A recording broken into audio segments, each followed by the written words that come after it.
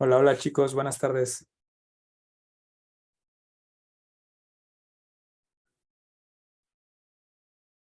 Hola, hola, buenas tardes, ¿me escuchan ahí?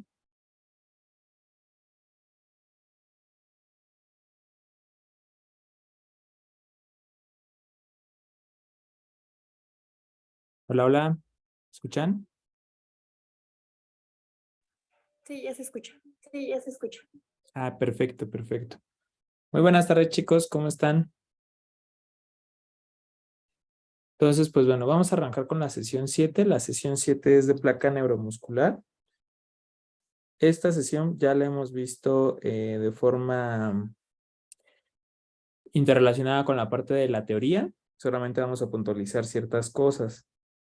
Recuerden que el sistema nervioso se puede dividir en dos grandes ramas. La podemos estudiar. Ay, espérenme, está acá.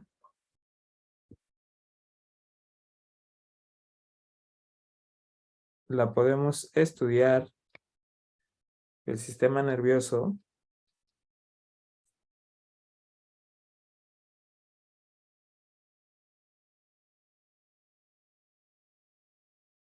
se puede estudiar desde dos puntos, desde la parte anatómica y desde el punto de vista fisiológico. Desde la parte anatómica se puede estudiar un sistema nervioso central y un sistema nervioso periférico. Un sistema nervioso central, estudiar lo que es el encéfalo, es decir, el cerebro y la médula espinal. Y la parte periférica, pues estudiaremos lo que son los pares craneales, que son 12, que ya se lo saben, y los pares espinales, que aquí pues ya se ven los plexos, etcétera. Y desde el punto de vista fisiológico, se pueden estudiar en tres ramas, perdón, en dos. Un sistema nervioso autónomo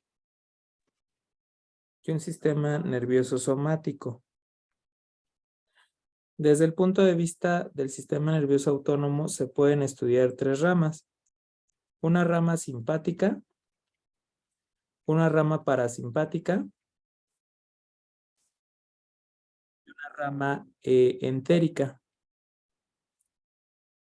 Ustedes saben que la parte simpática también es conocida como sistema adrenérgico porque ahí se libera una gran cantidad de adrenalina. Y para la parasimpática se considera como una rama colinérgica debido a que aquí se libera acetilcolina principalmente. En la rama entérica, aquí lo que ustedes ya conocieron y ya estudiamos es que generalmente en la parte simpática es un sistema activador, mientras que la parasimpática es un sistema inactivo, ¿no? Un sistema de reposo. En la parte entérica se comporta totalmente diferente, al revés. Lo parasimpático, es decir, lo colinérgico, es activador, mientras que lo simpático o lo adrenérgico es un inhibidor. Eso es únicamente a nivel de la parte intestinal. O sea, eso es nada más principalmente. Y en la parte somática es todo lo que se da de forma voluntaria, que pues aquí estaríamos viendo pues la parte de la placa neuromuscular, etcétera, etcétera, etcétera. Entonces, aquí es eso donde nosotros realizamos, ¿va? Simplemente teniendo en cuenta estas puntualidades, ¿va que va? Entonces, el sistema nervioso, pues aquí tienen que ver ustedes que ya habíamos estudiado que el sistema nervioso autónomo, la parte simpática, recuerden que cuando sale de la médula espinal, nosotros tenemos aquí la médula espinal, está la H, buena onda, que tenemos. Cuando sale de esta parte y hace sus conexiones, van a ir a una primer neurona, que es la parte simpática. Perdón, es la parte de la primera neurona que se llama neurona ganglionar. Cuando se conecta la parte simpática con su neurona preganglionar, o su neurona ganglionar, perdón, estas fibras que son preganglionares, generalmente las que van a la médula espinal, son fibras cortas, mientras que las que van del ganglio al órgano efector En la parte simpática son largas. Y en la parte parasimpática, las preganglionares son largas y las postganglionares son cortas. Esto, para que no les quede duda, ¿qué significa esto, chicos? En el segmento toracolumbar, que ya recordemos que esa parte de la toracolumbar es totalmente simpática, las fibras, perdón, preganglionares son cortas. Esta, aunque es una pregunta más de fisio, se las pueden hacer en la parte de farmacología, que ustedes deben de detectar bien estas situaciones. Entonces, estas son cortas. Mientras que las postganglionares, después de que se conectan, son fibras largas. A diferencia de las parasimpáticas. Vean que las parasimpáticas, las que son las fibras que van antes de los ganglios, son fibras largas. Y las que van después del ganglio son fibras cortas. ¿Va? De tal suerte que se pueden estar equiparando, se pueden estar pues haciendo ese tipo de diferencias. ¿Va? Entonces, son preguntas muy sencillas que realmente a veces se nos llegan a olvidar. En la parte de la neuroconducción, pues ya vimos todo ese proceso de cómo se da la parte de la formación de cada uno de los neurotransmisores. Eso es más del aspecto fisiológico. Fíjense bien, voy a explicarles cómo se da la parte de la formación de los neurotransmisores. El neurotransmisor que más les van a preguntar es acetilcolina, y ese es el que vamos a estudiar desde un punto de vista pues, más intenso. Vamos a estudiar que tenemos una neurona preganglionar y una neurona postganglionar. ¿Va que va? Nosotros en la parte de la neurona vamos a tener un metabolismo pues básico, ¿no? Un metabolismo que es a base de carbohidratos. El metabolismo a base de carbohidratos, lo que nos va a dar como parte final en la parte de la glucólisis es acetilcoenzima A, acetil-CoA. Cuando se forma la acetilcoenzima A, se va a unir gracias a una acetilcolinesterasa de tipo transferasa, que le conocemos como la ACHAT o la chata, la enzima, nos va a unir con una colina. Ahorita veremos de dónde sale esa colina. Esto lo que nos va a producir, chicos, es una formación pues de acetilcolina, ACH. Vamos a poner acá abajo. ACH es acetilcolina. Esta acetilcolina no puede estar mucho tiempo solita, chicos, porque se destruye por la acetilcolinesterasa. Entonces lo que tiene que hacer es resguardarse. Se va a resguardar en una vesícula. Esta vesícula pues va a tener un transportador que es un internalizador. Estos internalizadores es como en contra de su gradiente de concentración generalmente. Entonces estos como si ustedes recuerdan la parte de fisiología, lo que son las bombas principalmente, pues van en contra de ese gradiente de concentración. Entonces, ¿qué van a meter y qué van a sacar dentro de la misma vesícula? Pues aquí generalmente lo que ocupan es una bomba de protones o un transportador de protones. Fíjense que aquí lo que va a hacer es meter acetilcolina, esa acetilcolina que está, la va a introducir, pero me va a sacar de la vesícula hidrogeniones. Esos hidrogeniones están basados gracias a una bomba. Ese es un transporte de tipo secundario, ya que aquí ese transporte de tipo secundario gasta energía, gasta ATP, para poder meter aquí la parte de los hidrogeniones que van a ser utilizados por esto. Entonces, este transportador, que es bien importante en esta parte, el transportador vesicular de acetilcolina, transportador vesicular de acetilcolina, es un tipo transporte activo secundario. Déjenme dar acceso. Entonces, este es un transportador activo secundario. ¿Por qué activo secundario? Porque por sí solo no tiene el dominio de ATPasa, sino que tiene que usarlo otro transportador. ¿Va que va? Entonces, aquí una vez que hace este intercambio, pues ya deja la acetilcolina dentro. Se hagan de cuenta que ya queda la vesiculita formada y la acetilcolina pues ya queda ahí resguardada. Y ya sin broncas, ¿no? Pues eso es lo que está viendo, todo ese rollo. Ahora, ¿qué es lo que pasa? ¿Qué va a pasar con todo esto? Recuerden ustedes que la neurotransmisión viene obedeciendo a dos principios.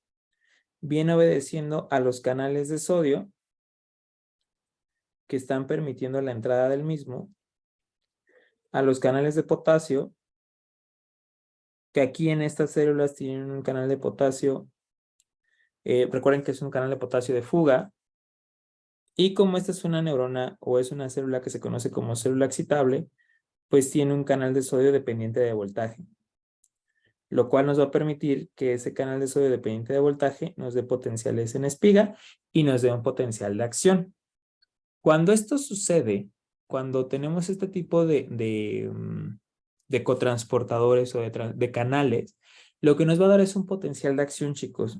Cuando se da el potencial de acción, porque el sodio entra de forma rápida,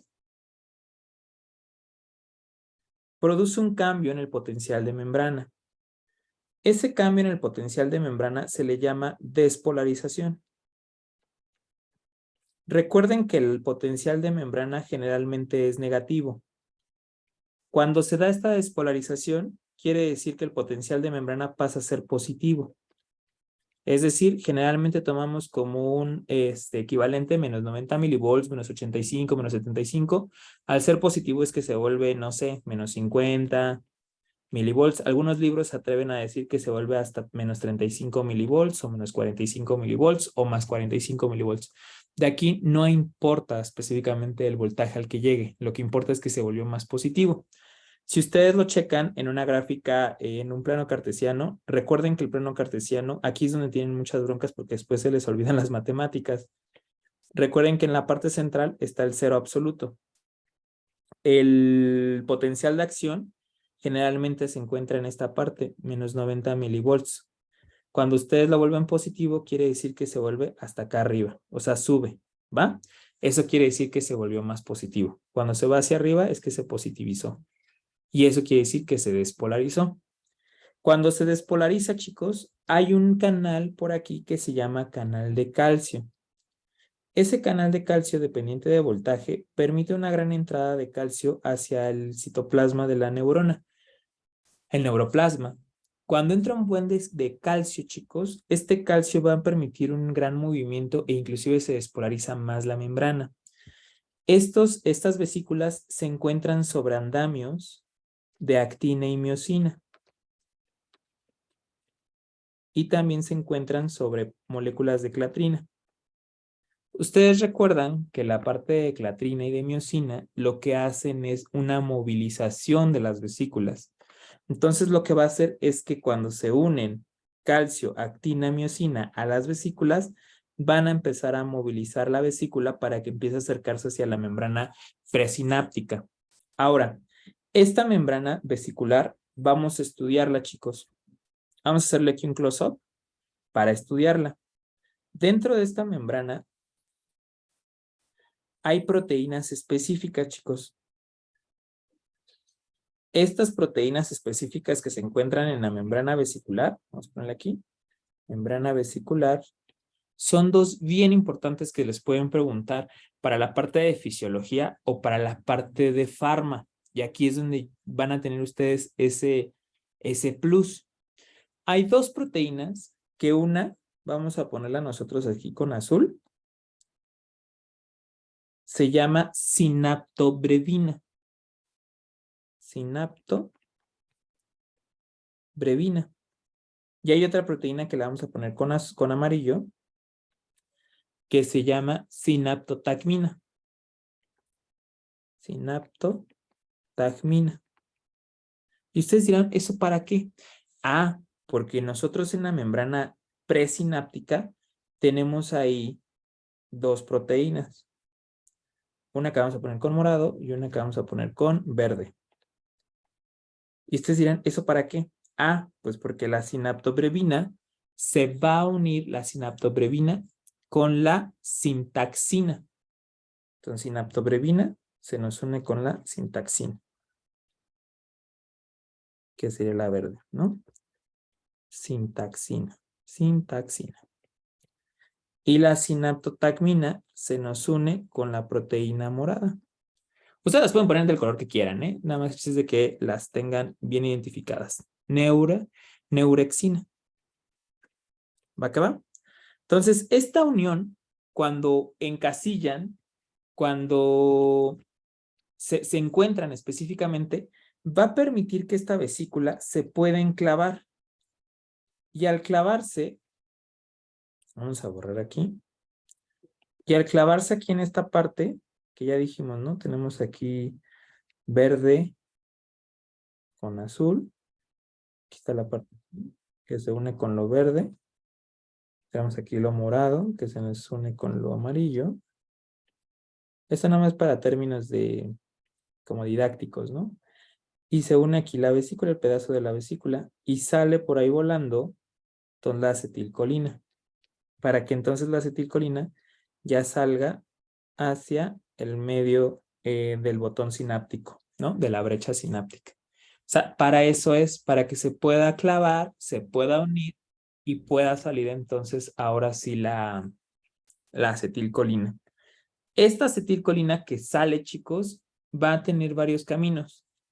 Uno de esos caminos es el camino del reciclaje o el camino, bueno, vamos a irnos al camino, en este caso del reciclaje.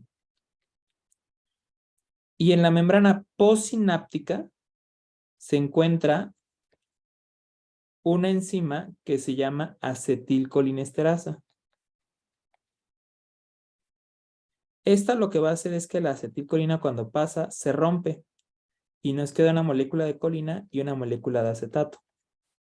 Esta molécula de colina, como cuesta mucho trabajo hacerla, se recicla y es transportada gracias a un cotransportador de tipo simporte o cotransporte, nos mete la colina, pero la mete con ayuda de un sodio. ¿Vale? Esa es una de las vías que tiene. La otra de las vías que tiene, chicos, es que esa acetilcolina puede estimular o autoestimular a la membrana presináptica, ya sea receptores nicotínicos o receptores muscarínicos. Y ya aquí echan sus potenciales de acción, que los veremos pues más adelante, posteriormente. ¿Va? O bien actuar sobre receptores de tipo muscarínicos, que pueden ser desde los M1 a los M5, dependiendo qué tipo de neurona estamos utilizando, o receptores nicotínicos NN o receptores nicotínicos NM, y desencadenar sus efectos hacia esta parte. ¿Va que va? ¿Queda entendido entonces la parte, chicos, de la neurotransmisión colinérgica? ¿Dudas o preguntas con esto? Sé que es un tema quizá a veces un poquito sencillo, para otros no tan sencillo. ¿Dudas con esto, niños?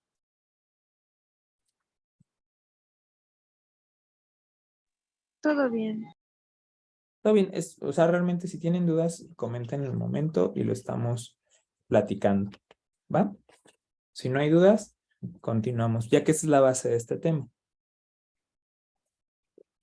Dentro de estas vías, de las tres vías, ¿hay alguna que se ocupe más o todas se ocupan por igual? Todas se ocupan por igual. Realmente, dependiendo para qué se haya salido la neurotransmisión, por ejemplo, puede estar aquí tu colina, tu acetilcolina pegada al neurotransmisor en esta parte del receptor, y cuando deja de hacer su efecto, se separa. Al separarse, pues puede pasar por la vía de reciclaje y volverse a guardar y esperando a que vuelva a ser necesaria. O bien, puede zafarse y estimular en esta parte para decir, ¿sabes qué? Ya no mandes más, detén la neurotransmisión. O sea, las tres van a ser usadas de igual manera. Para esta parte, chicos, en el bloque 3, que veamos intoxicaciones, esta es una de las vías más importantes, principalmente organizada por los organofosforados, que son los pesticidas, cuando les produce el síndrome colinérgico. Esta la vamos a ver a muy gran manera en el tercer bloque, con los toxíndromes, ¿va? De las partes importantes de esta diapositiva, pues realmente esa transparencia es todo, chicos. Traten de repasarla ahora que vean el video de esta clase, traten de volverla a hacer, vayan llevándola poco a poco. Entendiendo esto, de verdad entienden todo el tipo de neurotransmisión y van a entender si les dicen si bloqueas acá, si bloqueas acá, acá, o esto, qué es lo que pasa. De verdad, ahí van a ir checando. ¿Para qué va? Entonces, pues vamos avanzando. Y pues este es el mismo esquema, nada más que ya está hecho. Ustedes ya nada más es cuestión de que lo repasen. Este es del Golan. Recuerden que la acetilcolinesterasa puede tener varios efectos. Un efecto en la placa neuromuscular, que es el sistema nervioso somático, que es el que es a voluntad. Puede tener actividad en el sistema nervioso autónomo, principalmente en la vía parasimpática, principalmente, porque también está actuando en la vía simpática. Y sus receptores de la acetilcolina son de tipo muscarínicos, que estos son de tipo metabotrópicos. ¿Por qué son metabotrópicos? Porque estos están acoplados a proteínas G, que ya vimos que pueden ser GI o pueden ser GQ en las clases previas, ¿verdad? Y los nicotínicos, que son dependientes, canales iónicos dependientes del ligando, estos van a ser de tipo ionotrópicos o inotrópicos, ¿va? Es decir, nada más van a generar potenciales de acción. Y esto pues ya lo platicamos, ya lo estamos platicando. Todas estas diapositivas son hablando de los receptores. Esos receptores, chicos, ya se los puse en tabla, ya por si no los alcanzaron a copiar o demás. Aquí están, ya nada más en tabla para que ustedes los repasen. Aquí lo que les decía, los impares, M1, M3 y M5, son acoplados generalmente a GQ. Aquí no les puse, pero son GQ. Y se dan cuenta porque aumentan el inositol 3-fosfato y el diacilglicerol. Y los que son pares son acoplados a proteínas GI para que puedan ahí inhibir como tal los canales de potasio, etcétera, etcétera, etcétera. ¿Vale? De los receptores nicotínicos, estos son los que vamos a ver ahorita, que son los NN, que son de tipo ganglionares, y los NM, que es la placa neuromuscular en músculo liso. ¿Vale? De aquí van a estudiar o les van a preguntar, chicos, cuáles son los agonistas colinérgicos. Los agonistas colinérgicos se pueden estudiar en dos maneras, un agonista de acción directa y un agonista de acción indirecta. Los de acción directa se van a dividir en dos, los ésteres de colina y los alcaloides naturales. De aquí, los ésteres de colina quiere decir que son derivados de la colina directamente. Los que les preguntan, chicos, para términos de la práctica y para términos de este temario, es acetilcolina, como un éster de colina, y el carbacol. La metacolina ya no se las preguntan, pero la principal es el carbacol y la acetilcolina. Y los alcaloides naturales o de cornezuelo, también se les llama cornezuelo. Aquí la que les preguntan es la muscarina, la nicotina y la pilocarpina. Aquí sí es importante que vean los tres. Se los pueden preguntar. La muscarina es un agonista colinérgico directo, sí, del grupo de los alcaloides naturales. Y de los ésteres de colina, pues ya están los otros dos. Pero aquí nada más es cuestión de que ustedes aprendan a diferenciarlo. Los de cornezuelo y los ésteres de colina. Ahí nada más eso. Y estos se les llaman directos porque por sí solos la molécula son capaces de interactuar, se les dice en directo, porque ellos por sí mismos actúan sobre el receptor. O sea, directamente se unen, tienen afinidad y tienen actividad intrínseca. Afinidad y actividad intrínseca. ¿Vale? Mientras que los agonistas de acción indirecta, estos no van a tener una acción directa, sino que tienen que hacer unas cosas. ¿Qué es lo que hacen? Estos generalmente lo que hacen los agonistas indirectos o de acción indirecta es que inhiben a la acetilcolinesterasa. Y al inhibir a la acetilcolinesterasa, lo que hacen es evitar el paso de destrucción de acetilcolina en acetato y colina. Por lo tanto, dura más tiempo la acetilcolina en la neurona postsináptica, en la brecha sináptica, y por lo tanto puede actuar sobre los receptores.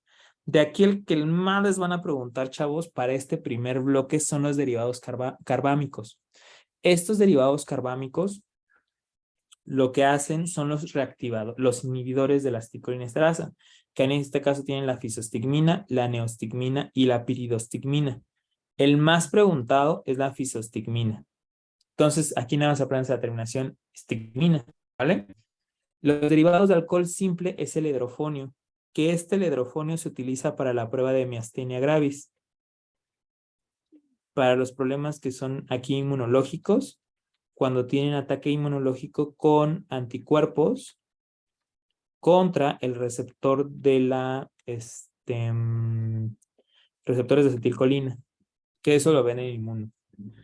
Y para el tercer bloque vemos de los organofosforados al paratión, que es de los pesticidas, que es por eso que se ocurre este proceso de intoxicación, ¿vale? Aquí es mucho que ustedes se pongan a repasar esta parte para que se los puedan aprender. Los principales, chicos, pues aquí sí son los tres. Les digo, el paratión, ese se los van a preguntar en tercer bloque para la parte de toxíndromes, pero para este primer bloque solamente los derivados carbámicos y los del alcohol simple. De los efectos colinérgicos, como finalmente pues es una respuesta de tipo parasimpática, pues en los órganos van a poner ese tipo de respuestas. La parte de la miosis, la parte de la contracción de la visión cercana, la parte de un mecanismo cronotrópico negativo, es decir, de bajar la frecuencia cardíaca, de bajar la fuerza de contracción, de producir dilatación, pulmón, etcétera, ¿no? Todo ese rollo. Entonces vamos directamente aquí, me voy a pasar a la práctica donde vemos a los fármacos bloqueadores musculares de tipo competitivo y los no competitivos. Los competitivos, chicos, también conocidos como fármacos despolarizantes, esto es lo que tratan de hacer es no es cierto, perdón. De esta parte donde vamos a ver lo que son los competitivos y los no competitivos, vamos a ver cómo se van a dar los procesos de tipo en la membrana. Los competitivos, como la tubocuraína, se le conocen como no despolarizantes. Y es la tubocurarina, la galamina, pancuronio, bencuronio, entracuronio y rocuronio. De aquí, el más preguntado es la tubocurarina. Es la más preguntada, tubocurarina. Y de los despolarizantes, les pueden preguntar el suxametonio o succinilcolina, que el suxametonio también se conoce como succinilcolina, y el decametonio. Entonces aquí nada más cuestión de que los diferencien bien y demás. ¿Cómo funcionan, chicos? Vamos a ver aquí qué es lo que pasa. La práctica lo que dice es que van a agarrar a un gato, lo van a intubar y lo van a sedar. Y van a empezar a ver como en su patita qué es lo que hace cuando le estimulan o cuando le ponen ciertos fármacos. Les van a poner un ejercicio que es con la tubocurarina. La tubocurarina que dijimos que vamos a poner acá. Fíjense, aquí está la tubocurarina y dijimos que la tubocurarina es un no despolarizante. Al meterle tubocurarina, lo que nosotros esperamos es que el potencial de acción de membrana baje, que ya no se presente. ¿Por qué? Porque estamos bloqueando. La tubocurarina se comporta como un antagonista. Antagonista de tipo competitivo. Entonces nosotros recordamos nuestras clases de farmacodinamia de la parte de curva dosis respuesta gradual. Sabemos que si nosotros le metemos el análogo al análogo natural en suficiente cantidad, lo puede desplazar. Eso es lo que significa, chicos.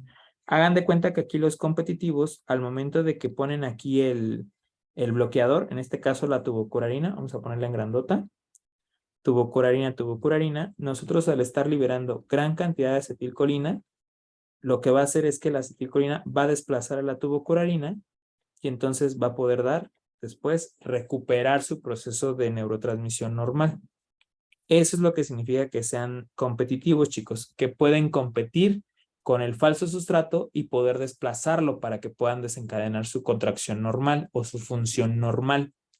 Eso es lo que nos van a dar, ¿vale? Entonces, fíjense que aquí en esta gráfica les ponen el registro entre la actividad o el efecto máximo y el tiempo. Aquí en esta gráfica, cuando les ponen acá abajo la T, significa que se administró ahí la tubocurarina.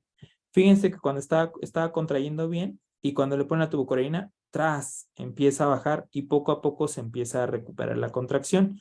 ¿Por qué se da ese proceso de recuperación lenta, chicos? Porque aquí lo que se explica es que la tubocurarina es desplazada por la acetilcolina natural o endógena, de tal manera que queden los receptores libres y pueda entonces unirse y dar ese potencial de acción normal. ¿Va que va? Eso es lo que significa, ya que aquí en esta gráfica estamos viendo cómo se va dando ese proceso de desplazamiento, ¿no? Con la tubocurarina. En esta, que vemos al decametonio. El decametonio dijimos que es un bloqueador de la placa neuromuscular de tipo despolarizante. Este se va a comportar, chicos, como un agonista del receptor. Fíjense que está dando un efecto máximo del 100%, pero cuando nosotros le metemos el decametonio, ¡tras! Sube un montón el proceso de contracción. Así es como los van a reconocer, chicos. Cuando después del potencial normal da una sacudida fuerte en la tensión muscular después de aplicar el fármaco, esos son los que se conocen como inhibidores de tipo despolarizantes, porque dan una respuesta muchísimo más grande y más grave a este proceso, lo que va a dar una sacudida muchísimo más grande y demás. Esta sacudida se le conoce como fenómeno de fasciculación. Y después de que hace la sacudida fuerte, comienza a inhibirse el problema. Y ya después se va recuperando poco a poco. ¿Va que va? Estos agonistas, chicos, son agonistas que no son superados o no pueden ser revertidos por la administración de acetilcolina per se. Entonces, aquí es donde tenemos esa bronca. Muchas veces piensan que los inhibidores o los bloqueadores de la placa neuromuscular de tipo despolarizantes pueden ser removidos por acetilcolina de forma natural o endógena. Eso no es cierto, eso no se pueden remover. Entonces, aquí en estos no utilizamos removedores o reactivadores de la colinesterasa para que puedan superar este proceso. Fíjense que aquí les dice, la tubocurarina causa una disminución reversible en la tensión muscular. Eso es cierto, ya vimos que la tubocurarina disminuyó la fuerza muscular, pero es de forma reversible. Después de un tiempo se recupera la tensión muscular. El decametonio produce un incremento inicial en la tensión de contracción seguido de una disminución reversible. Ya vimos que el decametonio primero aumenta la contracción y después se pierde. Entonces vamos bien.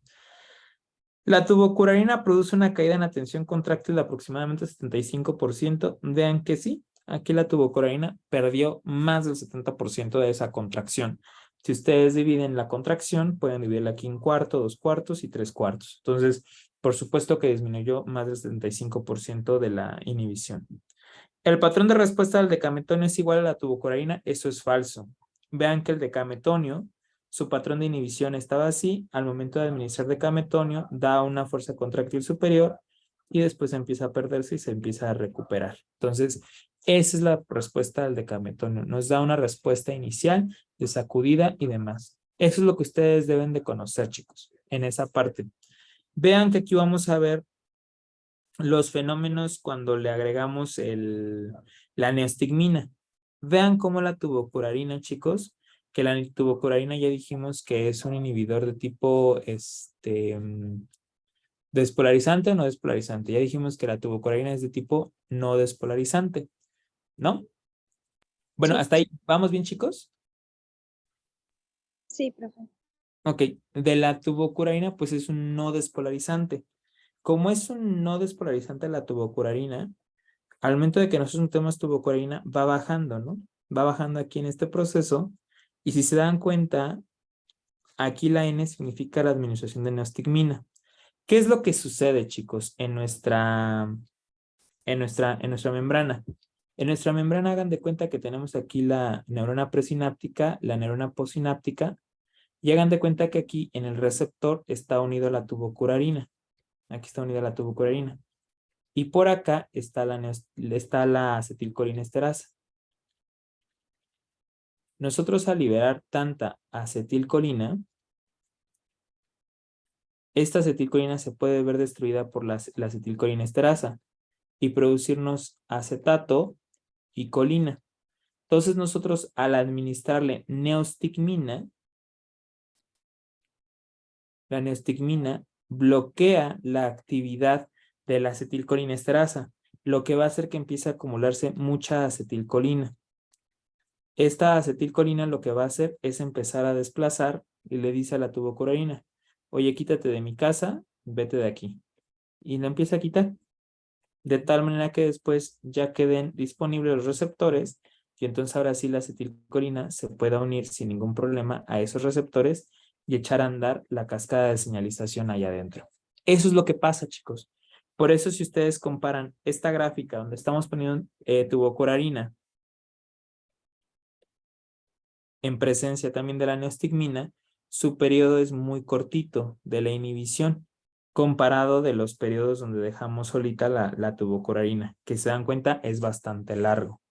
Entonces aquí en la tubocurarina o en los fármacos de tipo no despolarizantes, los que son generalmente como inhibidores de tipo competitivos o no despolarizantes, sí conviene utilizar la neostigmina. Ahí sí me ayuda a revertir el efecto. Mientras que en los fármacos que son de tipo despolarizantes, vean qué sucede. Aquí está el despolarizante, empieza a bajar y le agrego la neostigmina. Y aquí esperaríamos, si funcionara, que regresara, ¿no?, a su potencial otra vez. Pero vean qué sucedió. ¿Qué sucedió cuando administraron estigmina? Inclusive aumentó el bloqueo, llegando hasta un proceso donde se está tardando muchísimo más en volver a repolarizarse. ¿Esto por qué sucede, chicos? Porque tenemos aquí nuestra neurona presináptica, nuestra neurona prosináptica, y aquí nos está llegando lo que es el decametonio, ¿no? En este ejemplo. El decametonio, que dijimos que el decametonio lo que hace es un efecto de tipo agonista. Por sí solo el decametonio me está dando efecto inicial. Si yo le agrego fisostigmina o neostigmina, cualquiera de los dos, voy a bloquear el proceso de destrucción de la acetilcolina en acetato y colina. Entonces acetilcolina me va a empezar a aumentar. Bloqueo esta parte y la acetilcolina lo que va a hacer es poder estimular también a los receptores. ¿Y qué me hace? Aquí es lo que se conoce como fenómeno de tetania. Me da una tetania y me da un proceso de fasciculación. Lo que me va a producir es que es un agotamiento muscular.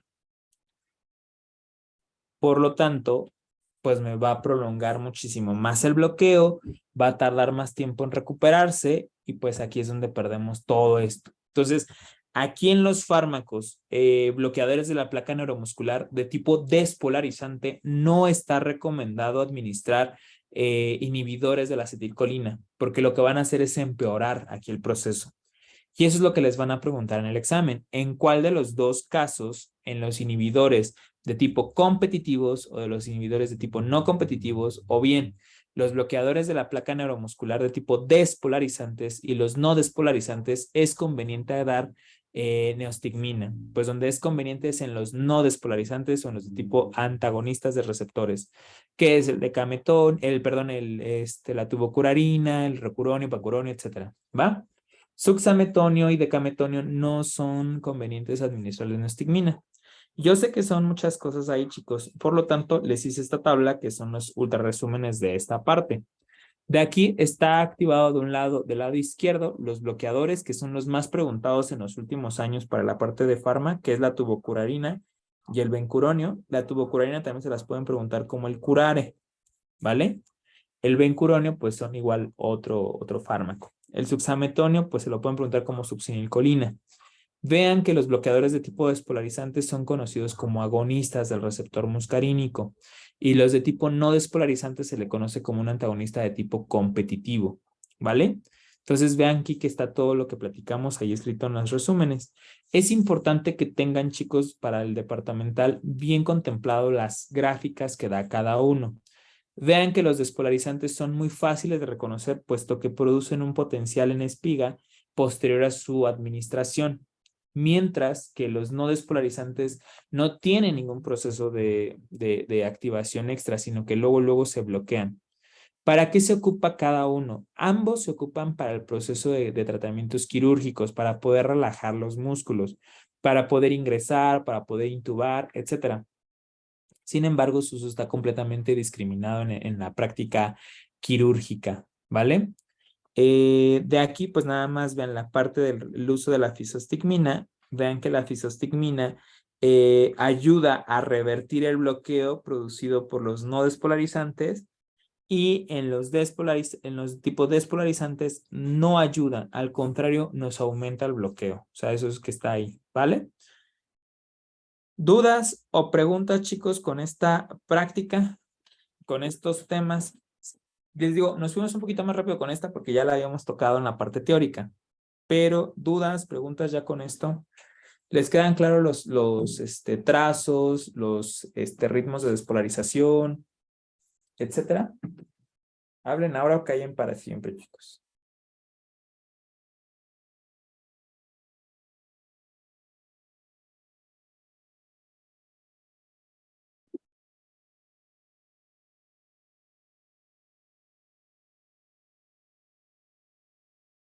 ¿No hay dudas?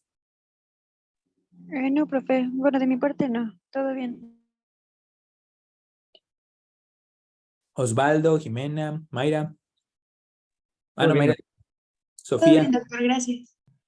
De todos modos, ahora que están repasando, si les surgen dudas, por favor, con toda confianza, díganme, porque pues principalmente para eso es, ¿no? Aclarar dudas, demás, y quizá, no sé si las alcanzaron a ver esa práctica con sus profesores, no sé si alcanzaron a ver el tema, y si no, pues si ya les empieza a surgir dudas, por favor avísenme y ya vamos resolviéndolas. ¿Va a acabar? De todos modos, el grupo con ustedes se va a quedar abierto para cualquier duda de primer bloque.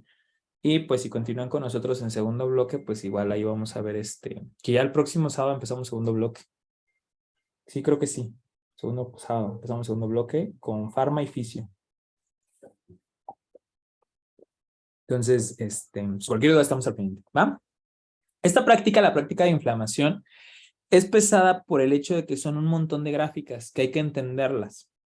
Es lo que les decía, que decía como pasarla después, pero ahorita con todo este rollo y que a lo mejor se acomodan los temarios de forma diferente, que a lo mejor regresamos con el tema que va ahorita, que sería Parkinson, o sí, no sé si es Parkinson o Alzheimer, pues obviamente todos esos temas que quedan volando, pues va a ser una gran carga de estudio.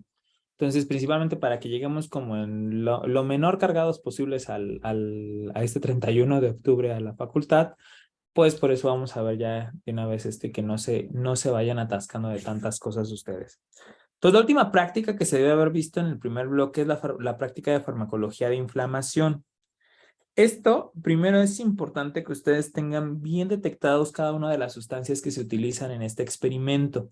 En este experimento se utilizan cerca de 9 sustancias.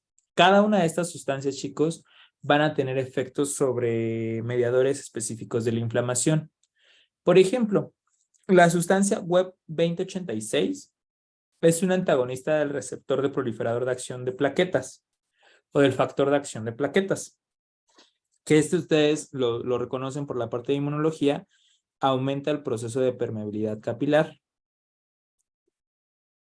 Y al aumentar el proceso de permeabilidad capilar, nos aumenta el edema.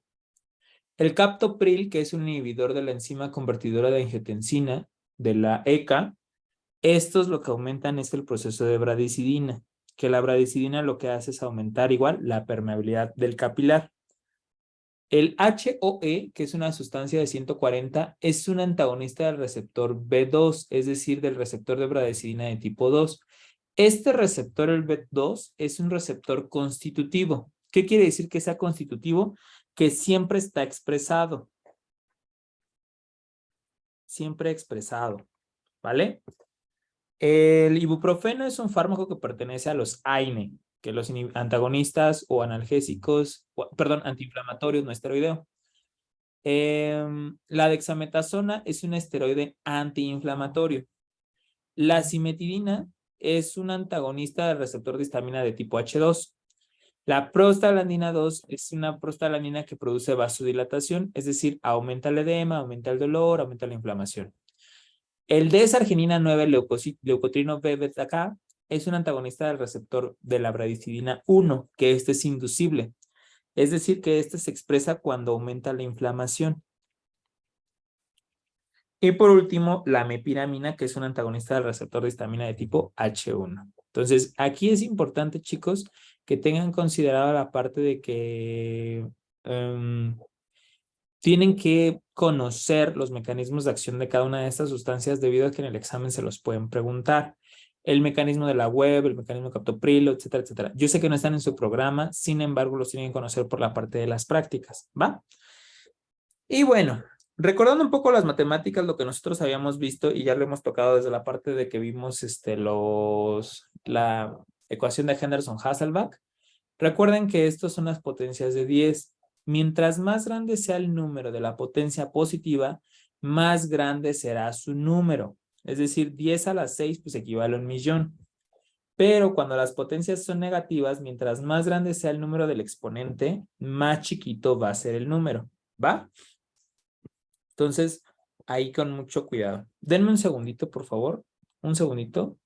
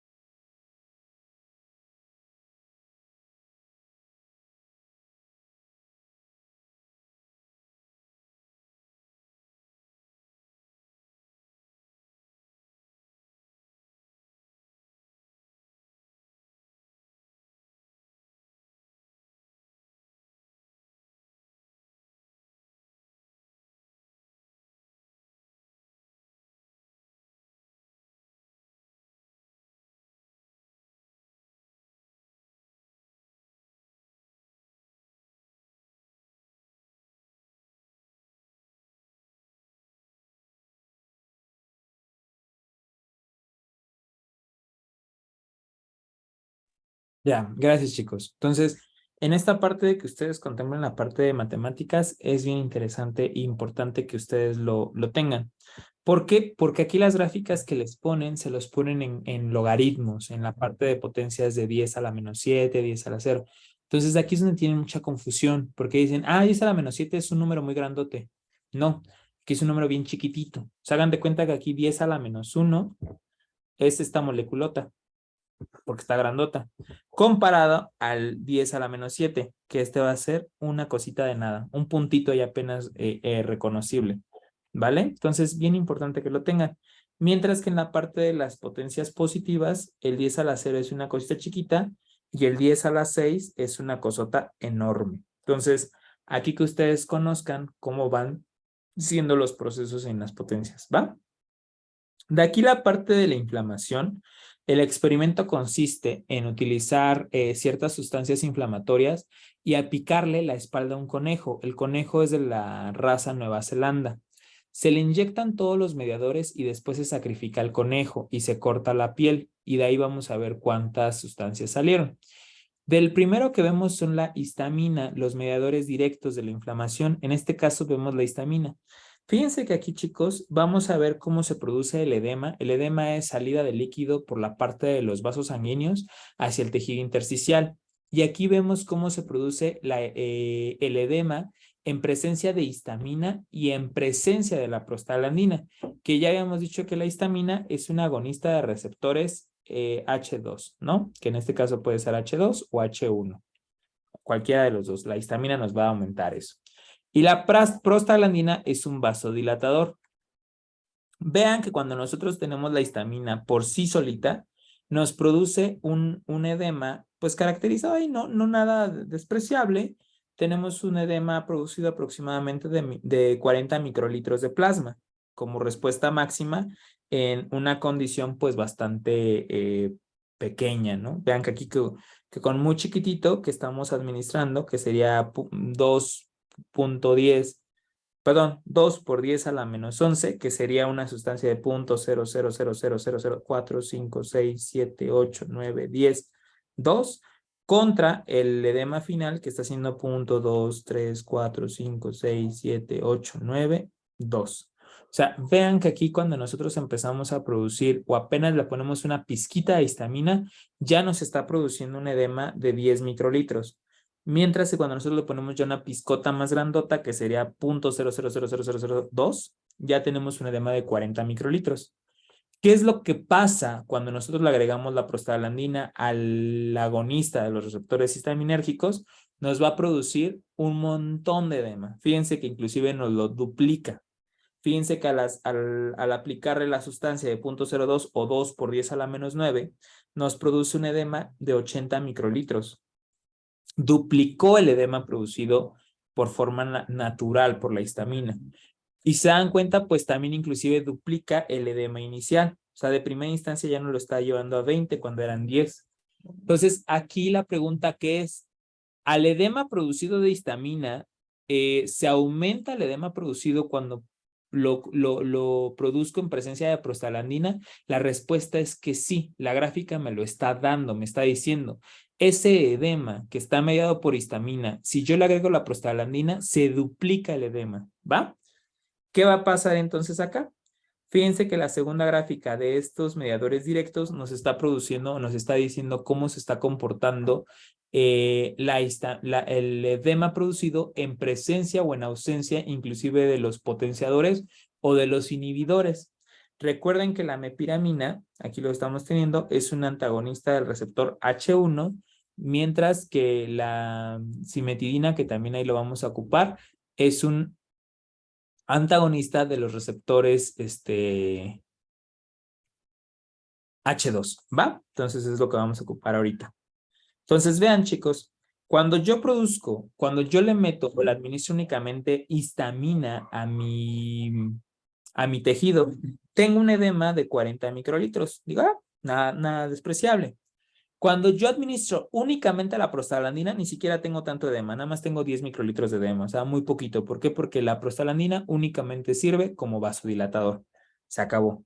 Pero si yo junto en la tercera gráfica o en la tercera barra, que es histamina más prostaglandina, vean que mi edema pues llega hasta los 80, que ya habíamos visto en lo previo, ¿no?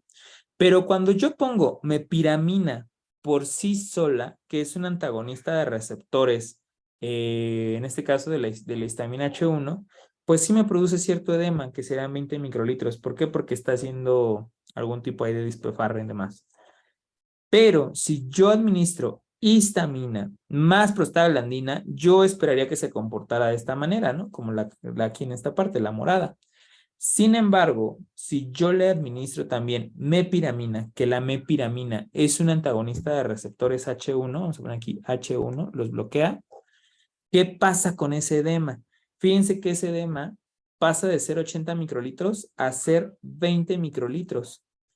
Entonces, aquí la pregunta es, ¿la mepiramina disminuye la inflamación o disminuye el edema inducido por histamina y prostaglandina? La respuesta es que sí, o sea, inhibe tanto. Ay, perdón, me equivoqué acá. No es esa gráfica, sería esta, perdón. Sí disminuye, por supuesto que sí, porque está bloqueando los receptores principalmente de histamina. ¿Va que va?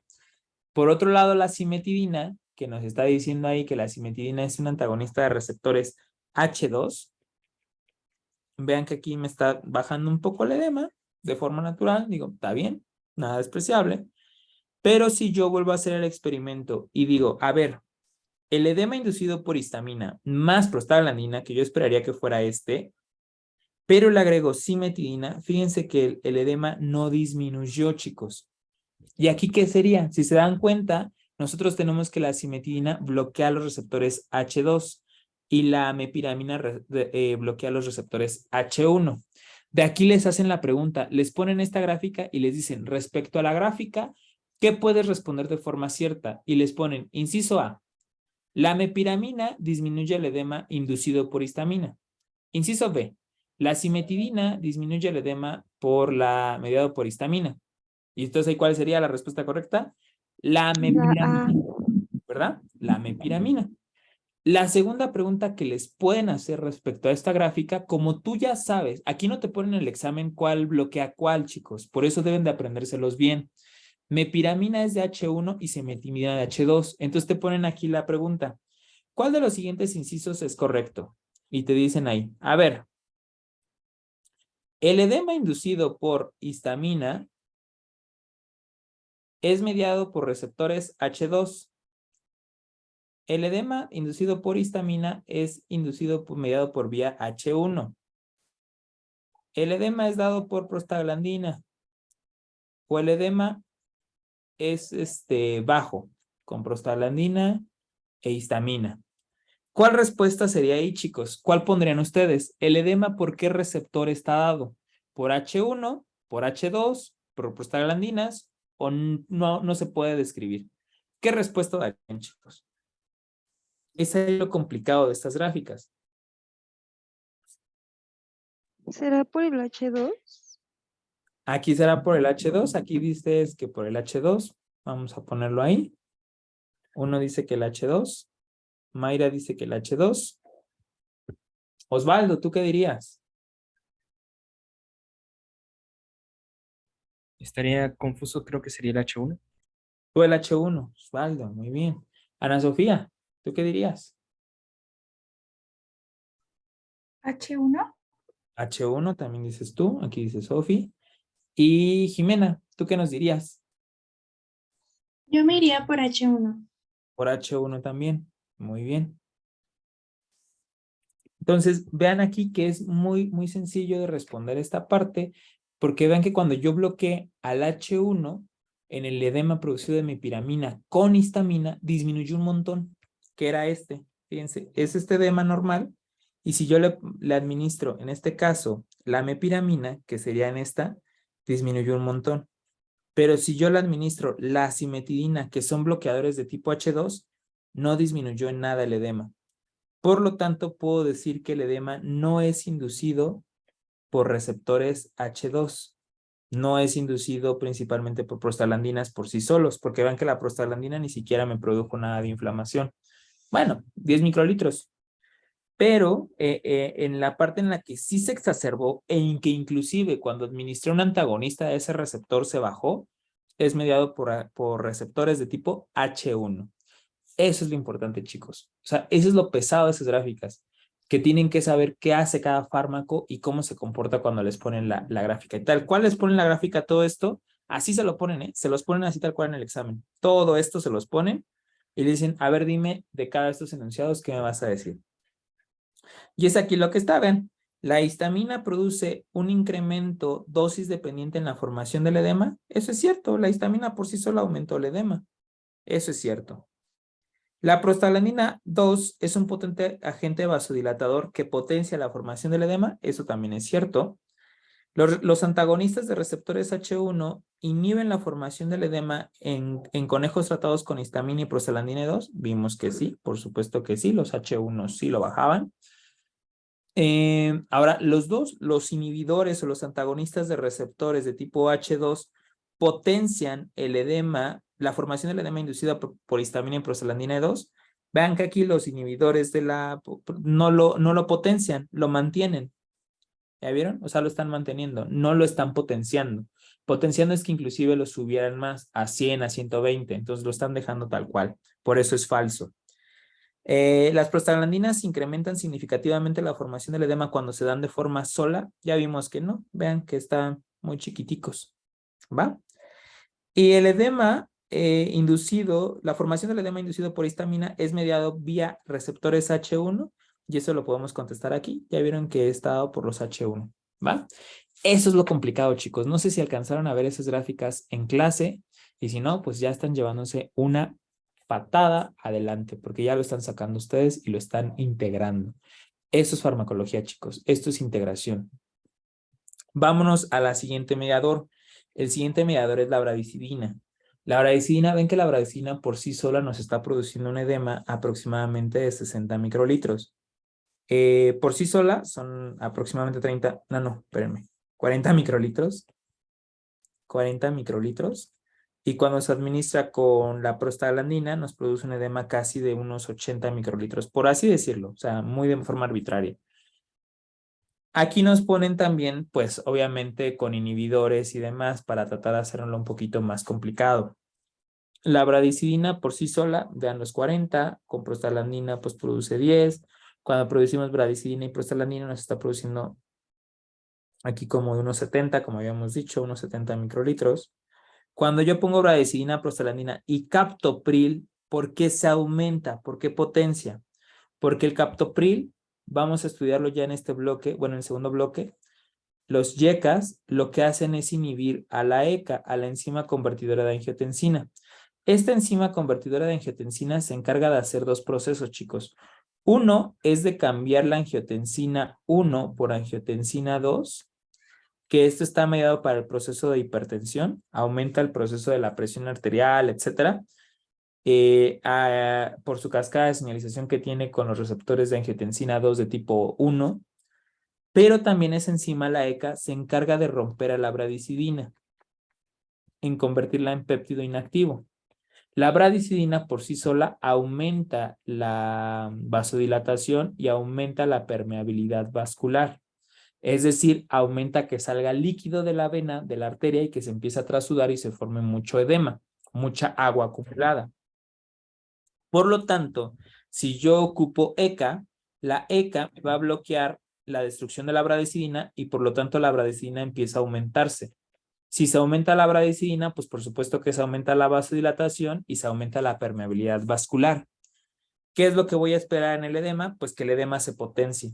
Por eso aquí, cuando nosotros agregamos captopril, mi edema se potenció de los 70 a los 120 microlitros. Y ya entendemos por qué.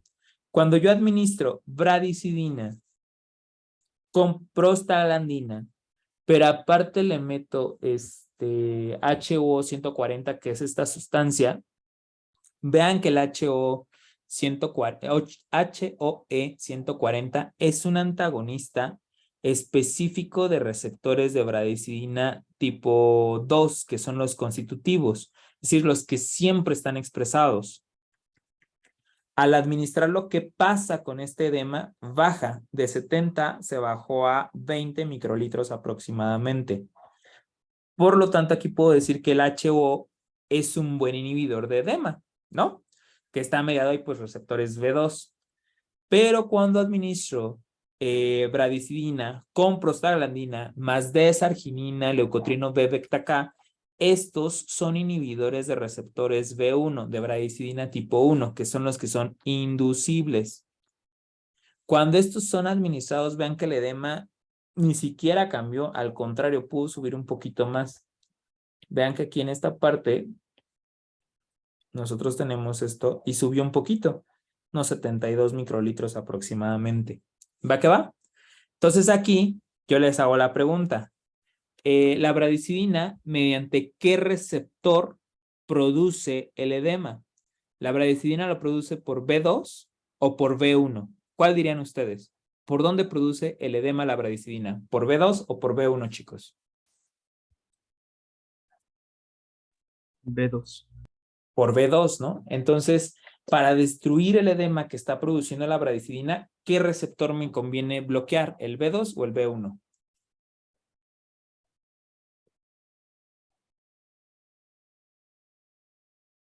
Bloquear el B2.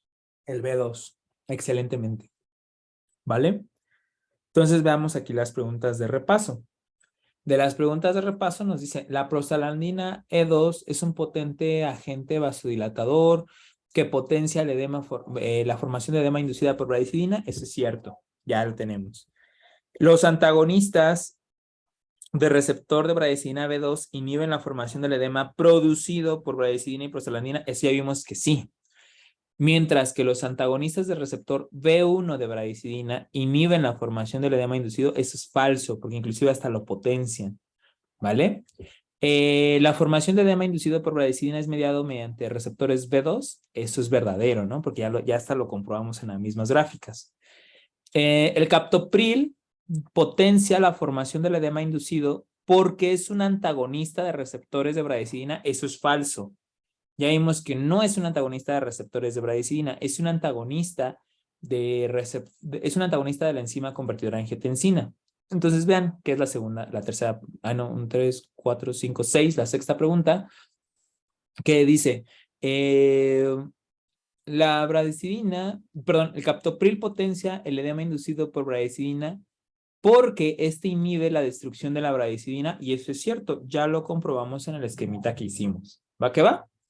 ¿Dudas o preguntas con esta gráfica, chicos?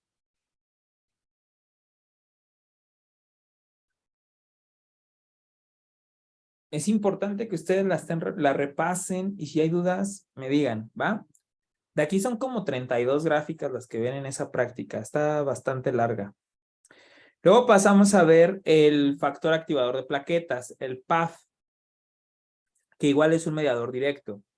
El PAF por sí solo nos produce un edema de 20 microlitros aproximadamente cuando se da en presencia de la prostaglandina nos da un edema de 60 microlitros, o sea, inclusive lo triplica. Vamos a ver acá qué es lo que pasa. Cuando damos el PAF, el factor activador de plaquetas, vean que nos da un edema de 20, la prostaglandina nos da un edema de 10. Cuando combinamos PAF y prostaglandina, pues nos da un edema de 60. Pero vean, cuando yo administro la sustancia WEB 2086, que este es un inhibidor, el WEB, vamos a poner acá, el WEB 2086 es un antagonista de receptores PAF.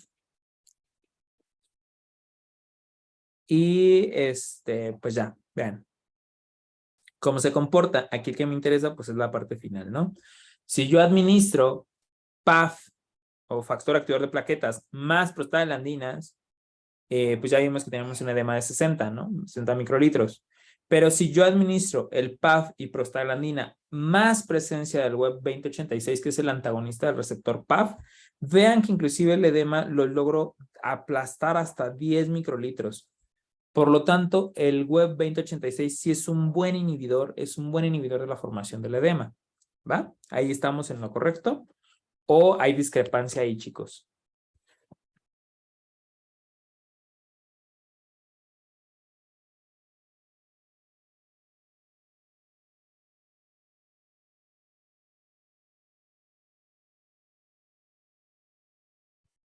¿No? Vale, entonces seguimos. La siguiente es igual de esta misma parte, pero son de los mediadores que son más leves, ¿no? En este caso, que será la sustancia P. La sustancia P, administrada por sí sola, se dan cuenta, tiene un edema casi de 5 microlitros.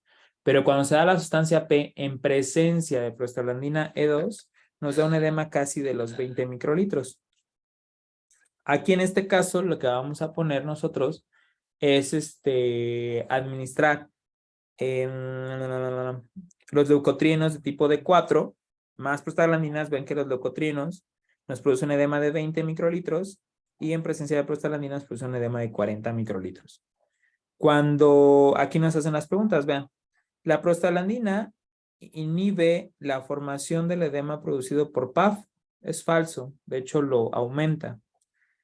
El PAF tiene un ligero efecto en la formación del edema en ausencia de vasodilatadores. Vean que sí, o sea, en ausencia de vasodilatadores el PAF muy levemente produce un edema. Vean que produce 20 microlitros. O sea, no es un edema como inútil, pero no es un edema que, digamos, nos va a dejar tumbados 20 días en la cama. Entonces, realmente es muy poco. Y sí necesita vasodilatadores. Los antagonistas del receptor de PAF inhiben la formación del edema que se induce por PAF y prostaglandinas. Ya vimos que es cierto. O sea, lo aplastan totalmente. La sustancia P, secretada principalmente por células mastocíticas, tiene un ligero efecto en la formación del edema. Eso es cierto. Vean que aquí es muy ligero, ¿no? La sustancia P es un neuropéptido que puede tener una acción potente mediadora en algunas especies de puercos de Guinea y ratas. Pues esto es cierto. Esta casi no se las preguntan, es una sacada así muy mentalizada, pero la verdad es que no. Los leucotrienos tipo C4 y D4, secretados principalmente por células mastocíticas eosinófilos, producen un edema dosis dependiente. Eso es cierto. Vean que mientras más estás aumentando el leucotrieno D4, se va aumentando el edema. Y por último, los prostaglandinas inhiben la formación inducida por leucotrienos D4. Eso es falso, porque lo están potenciando. ¿Va? Muy bien. Vámonos a los mediadores de la parte de la quimiotaxis. Aquí en la parte de la quimiotaxis es qué tanto logran encontrar estas células y esta parte del complemento en la piel del conejo. O sea, cuánto vamos a poder detectar este tipo de células y este tipo de mediadores en la piel del conejo rasurado de Nueva Zelanda. Aquí empezamos con los neutrófilos. Vean que los neutrófilos, vamos a ver aquí en esta parte, vamos a encontrar primero al complemento, a C5A. Vemos que C5A salió en el edema. Estamos viendo que por sí solo, cuando nada más está el C5A con desarginina, en este caso, vean que sale poco. Tenemos una consideración de 20 microlitros. Pero cuando lo unimos a prostaglandinas, tenemos una producción de 60 microlitros o lo alcanzamos a encontrar en 60 microlitros dentro de la piel. Entonces sí se aumenta bastante su salida. Cuando nosotros tenemos el C5A con desarginina más prostaglandinas, vean cómo va aumentando con la dosis dependiente. Mientras yo voy aumentando la dosis, lo voy haciendo más y más y más. Empezamos con algo chiquito, lo vamos haciendo grandote, grandote. Vean que el edema va aumentando. Entonces, aquí el edema que se produce principalmente por C5A, que es el factor de la vía clásica o común del complemento, nos está aumentando el edema dosis dependiente. Mientras más aumento, más edema tengo, ¿va? Ahora, acá, los neutrófilos, la interleucina 8. Recuerden que la interleucina 8 es un buen quimiotáctico de neutrófilos. Entonces, aquí lo vamos a comprobar. Vean que la interleucina 8 por sí sola me alcanza a tener un edema casi de 30 microlitros. Cuando se combina con prostaglandina de 2, nos puede producir un edema casi de 100 microlitros. Vean acá, en esta. Fíjense que el edema, pues va igual en aumento exponencial. Eso ya es muchísimo más sencillo, ¿vale? En la parte de los formadores, aquí de esta parte de la potenciación por FMLP, en esto cuando se administra, de igual manera con presencia de prostaglandina, se da una potencia bastante increíble. Entonces vean que igual aquí lo estamos teniendo. Un edema pues aumentado por dosis dependiente. Aquí los leucotrienos B4, de igual manera, aquí nada más es cuestión de que ustedes vean que la formación está haciendo cada uno de forma dosis dependiente. El factor de necrosis tumoral alfa, cuando se da por sí solo, nos da un edema de 20 microlitros. Cuando se da el factor de necrosis tumoral alfa más la prostaglandina, nada más se multiplica. O sea, de igual manera también se potencia. Si se dan cuenta, pues también nos lo está dando en un aumento exponencial. ¿Vale? Con interleucina, chicos, y prostaglandinas, vean qué es lo que sucede. La interleucina 1, que es el principal quimiotáctico que se libera en el principio de la inflamación, que actúa principalmente a nivel de arteriola, vean que por sí solo nos produce 10 microlitros de edema. Cuando se administra en presencia de prostaglandina 2, aumenta un poco. Cuando se administra interleucina 13, interleucina 1 beta 4, nos produce igual el mismo edema de 10 y en presencia de la prostaglandina también nos lo está aumentando, ¿vale? Entonces, vean que aquí lo que tratamos de hacer en este proceso es que les enseñamos o ahí ponemos un pretratamiento. En estas gráficas es importante que ustedes vean la parte de abajo. Cuando se pretratan o cuando no se pretratan, chicos. Cuando yo pretrato el conejo con interleucina 1, es decir, 2 horas previas de pretratamiento, el edema se intensifica. Cuando no lo trato con interleucina 1, no va a haber un aumento en el edema. Por lo tanto, la interleucina 1 sí prepara el aumento del edema, chicos. De igual manera acá con las interleucinas y etcétera. De aquí, la depresión del edema, esas casi no es preguntable y tampoco estas. La que nos vamos a ir, que sí les preguntan, chicos, aquí... No, estas ya no son preguntables, estas son inhibiciones de adhesión, ¿vale? Estas son las que son como tipo opcionales en la práctica y eso pues no los vamos a meter ya con ese rollo, ¿vale? Aquí es importante que ustedes rescaten pues todo lo más que puedan de esto. Voy a tratar de hacerles una tabla que resuma todo esto para que no tengan tanta bronca al momento de estar estudiando y repasando este tema. ¿Dudas o preguntas, chicos, con alguna de las prácticas? Son 8 prácticas y hoy terminamos pues ya con la 8ª práctica.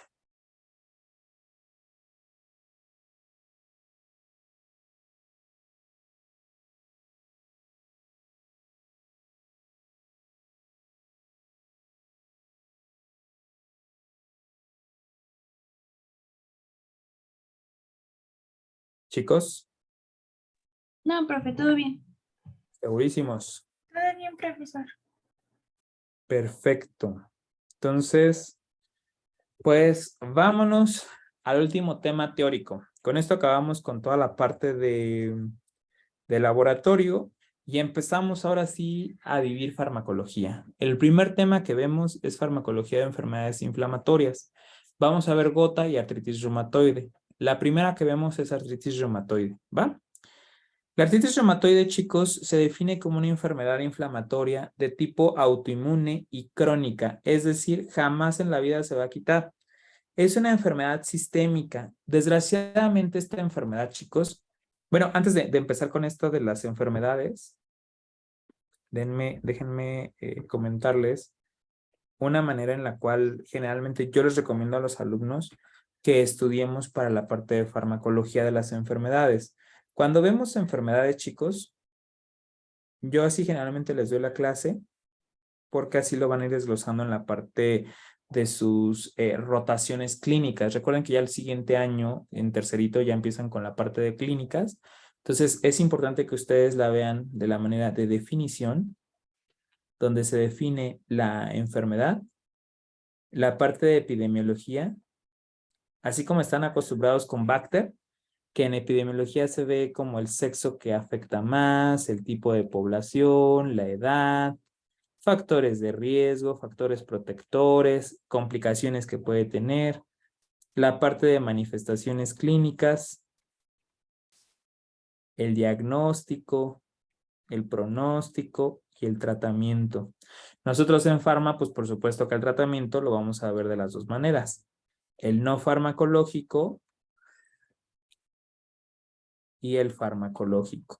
Nosotros en Pharma, pues obviamente nosotros vamos a dar más peso a farmacología.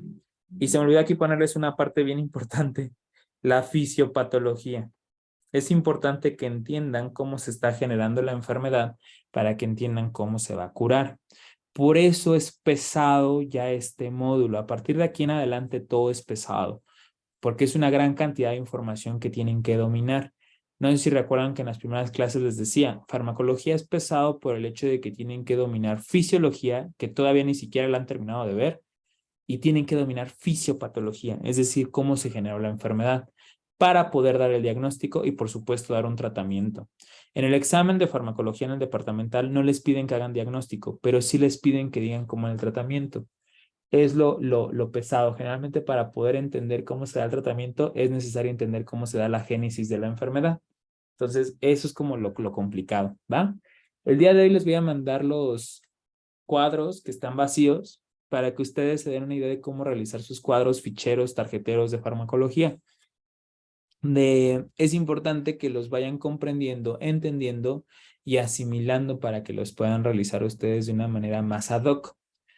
No, nada más farmacología se trata de memorizar, chicos. Se trata de comprender y entender el mecanismo. Porque aquí, o sea, ya lo que vimos de farmacodinamia y farmacocinética son las bases. Pero si no entienden el mecanismo, es donde se les complica. Lo peor que pueden hacer es memorizar, porque lo memorizan nada más para el examen y se les va a olvidar para la vida. Traten de entenderlo, ¿va? Y si tienen dudas, preguntas, acérquense con sus profesores. La mayoría de los profesores somos muy accesibles y les podemos apoyar.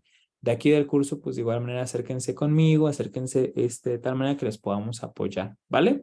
Entonces ya viendo esto, pues vamos a empezar así con el tema, con artritis reumatoide. Entonces definíamos la parte de artritis reumatoide como una enfermedad inflamatoria crónica de tipo autoinmune. Esta es una enfermedad sistémica, chicos. No se conoce realmente la etiología, es decir, no se sabe cómo se genera, pero se tienen factores de riesgo y factores heredofamiliares. Principalmente esta patología se puede desencadenar en mujeres en edad de 20 a los 35 años. O sea, es una edad productiva. En los hombres se puede desencadenar entre los 20 a los 25 años. Generalmente es donde empiezan las primeras manifestaciones. Su órgano de daño, chicos, es la membrana sinovial. Aquí es donde está la diferencia con osteoartrosis. La osteoartrosis donde actúa es sobre el cartílago articular, no actúa directamente sobre la membrana sinovial. ¿Dónde tenemos membrana sinovial? Pues en muchos lados. Y las proteínas que se encuentran en membrana sinovial están en muchos lados, como pleura, mediastino, pericardio, etcétera, etcétera, etcétera. Inclusive también en el ojo están proteínas muy características. Esta enfermedad de artritis reumatoide se caracteriza por inflamación poliarticular, pero son articulaciones pequeñas y grandes. Aquí es importante que ustedes detecten que las articulaciones que son las más afectadas son las articulaciones interfalángicas. ¿Cuáles son? La proximal y la medial. Nunca en la vida, nunca la artritis reumatoide va a afectar a las articulaciones interfalángicas de tipo distales. Jamás en la vida, ¿va? Nunca, nunca en la vida va a ser.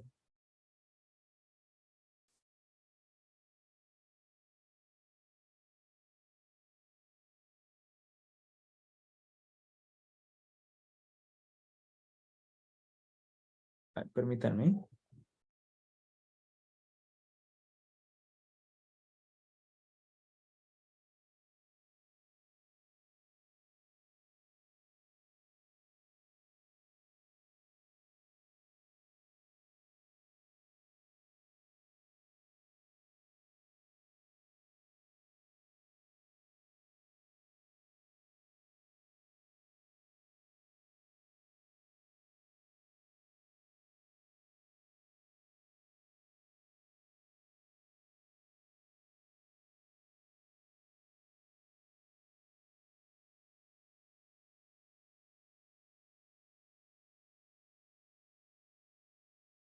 Listo, chicos, discúlpenme. Entonces, nunca en la vida va a afectar articulaciones interfalángicas distales, las que se encuentran entre la falangeta distal y la falangeta medial. Cuando afecta esa articulación, automáticamente pensamos en osteoartrosis o en alguna otra enfermedad inflamatoria. Artritis reumatoide nunca afecta a esas articulaciones, jamás en la vida. Puede afectar las interfalángicas mediales, interfalángicas proximales, pero las interfalángicas distales jamás la van a afectar, jamás. Y ahí pensamos automáticamente en osteoartrosis, que ahí ya se van a hacer los diagnósticos diferenciales. En los pacientes con artritis reumatoide, chicos, son pacientes que sí los vemos bastante jodidos. La verdad es que estos pacientes tienen muchas manifestaciones, no solamente es la parte de la rigidez y dolor articular, también se presentan otro tipo de inflamaciones, otro tipo de afectaciones. Se ve con características oculares, afecta al ojo, afecta también al músculo. Estos pacientes generalmente se sienten fatigados y cansados. O sea, es una afectación completamente sistémica. Tenemos ahí una afectación que realmente repercute mucho en la vida del paciente del día a día. Entonces, no solamente nos afecta las articulaciones y por eso los vemos tan jodidos. De la parte de la etiología, hay muchos factores que nos llegan a hablar directamente. De los factores etiológicos más importantes que de hecho les van a apoyar para la parte de inmunología en el tercer bloque, son los alelos, el tipo HLA-DRB1. Estos haplotipos, cuando los tienen, generalmente es un potente, el 70% de probabilidad de que desarrollen la enfermedad. Es un alelo que es muy importante para este proceso. El fumar tabaco, el hecho de que fumen, les aumenta el riesgo hasta en un 40%. Y hay otra de las etiologías que se ha descubierto últimamente, que es la parte de afecciones del tubo digestivo. Dos son muy importantes, chicos. Si ustedes llegan a detectar que su paciente tiene gingivitis por porimorfea o por Phimonas gingivalis, tiene un aumento de la producción y esto es porque esta bacteria se encarga de aumentar la producción de péptido citrulinado. Y este péptido citrulinado es el que va a actuar sobre la membrana sinovial. Cuando vemos que el paciente tiene gingivitis, si no se la atacamos y hacemos un cultivo y encontramos a porfiromonas gingivalis, vamos a tener un aumento muy increíble de la parte del riesgo para producción de gingivitis. Y cuando al paciente le detectamos prebotela intestinal, pues también nos aumenta un montón el riesgo de desarrollarla, ¿vale? Infecciones virales. ¿Cuál es el virus que se está desarrollando? Hoy en día hay dos virus, chicos. El más principal es COVID-19 y el otro que también tenemos asociado es el virus del VIH y el virus de herpes. Son los dos virus que nos pueden asociar más el aumento de la producción de artritis reumatoide. En las mujeres, generalmente en este tipo, cuando los tenemos en menopausia, menopausia precoz, gestión y lactancia, podemos encontrar este tipo. ¿Por qué? Porque recuerden que estos estados son estados de inmunosupresión transitoria. Estos pacientes, ¿cómo los podemos encontrar? Es un dolor articular que se le conoce como dolor articular inflamatorio. ¿Cuál es el dolor articular inflamatorio? El inflamatorio se diagnostica con varias cosas, chicos. Que al momento de que empiecen a hacer actividad, el dolor se quita. Que despiertan y tienen que pasar más de 30 minutos para que se les quite la rigidez articular. Y la otra es que generalmente con el reposo aumenta más el dolor. Esas son características inflamatorias. El dolor mecánico es todo lo contrario. El mecánico con la actividad aumenta el dolor. La rigidez dura menos de 15 o 20 minutos. y el reposo alivia el dolor. O sea, son características muy sencillas que ustedes en su interrogatorio se pueden dar cuenta. La inflamación articular, pues obviamente aquí está dada, la incapacidad funcional y la rigidez articular, ¿va? Aquí nosotros vamos a tener manifestaciones clínicas clásicas para ver este proceso de... ay, a ver, espérenme.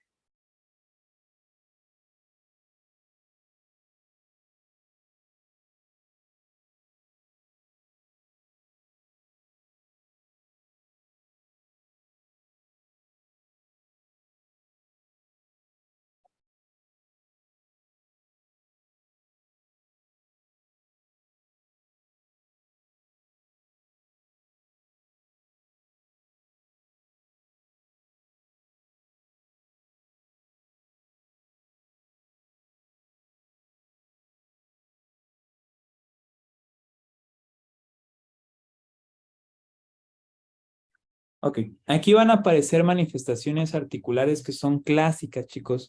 Las principales que vamos a ver son las manifestaciones que son en dedos de cuello de cisne, que aquí en la de cuellos de la deformidad en cuello de cisne, lo que vemos es una hiperextensión e hiperflexión que vemos principalmente en las articulaciones.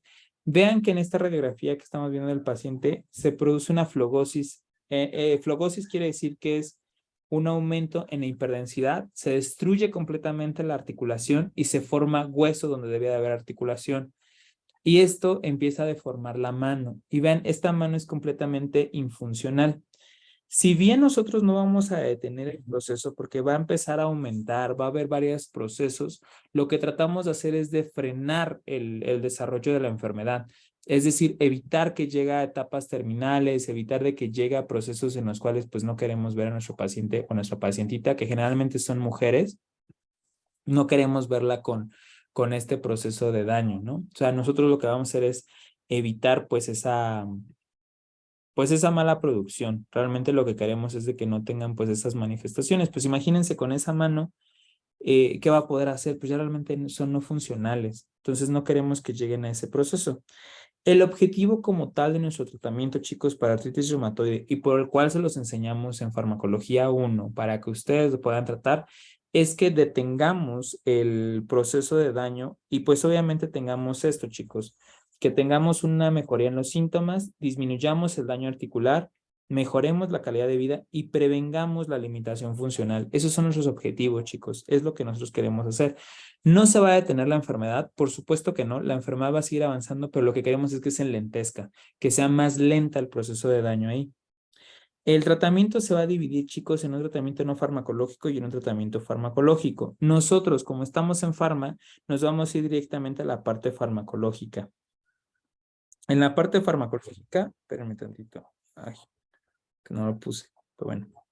En la parte farmacológica, chavos, vamos a tratarlo de esta manera. El tratamiento farmacológico se divide en dos grandes puntos. Se divide en un tratamiento que se le conoce como tipo no farme y en un tratamiento farme. ¿Qué es farme? Farme son fármacos modificadores de la enfermedad. De aquí, los no farme se van a dividir en terapia no biológica y terapia biológica. Vamos a tener aquí los fármacos que corresponden a la categoría de los AINE. Vamos a tener a los fármacos que son considerados de tipo glucocorticoides, todos los derivados de la dexametasona y demás. Tenemos aquí los neuromoduladores que afortunadamente no los tocamos en este primer bloque. Y vamos a tener dentro de los farme al metotrexato, que este es nuestro gran guardián, es muy barato y es muy buena ayuda. Leflunomida, hidroxicloroquina y cloroquina, sulfasalacina